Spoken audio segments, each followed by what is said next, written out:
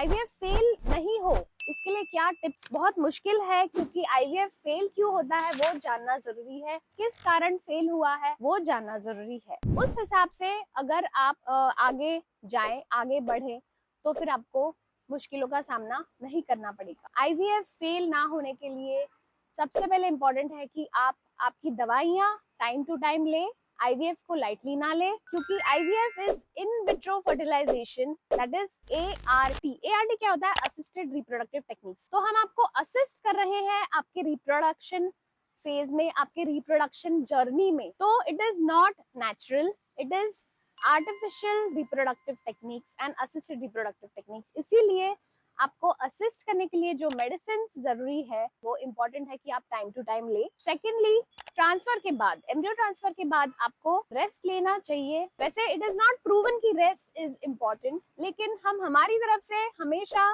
Patients को बोलते हैं कि आप रेस्ट लो और ज्यादा फिजिकल एक्टिविटी ना करो, ज्यादा ट्रैवलिंग ना करो और ज्यादा हैवी लोड ना उठाए। तो ये छोटी छोटी बातें हैं जो आपको ध्यान में रखनी है। तो फिर डेफिनेटली आपका आईवीएफ आप पास हो जाओगे। एंड अगर आप फेल भी होते हो, don't worry, there is always another chance, there is always a new sunrise, so do not be disheartened, कभी हार ना मानिए, definitely go for the next cycle जिसमें definitely there is hope and there is definitely light at the end of the tunnel. Thank you.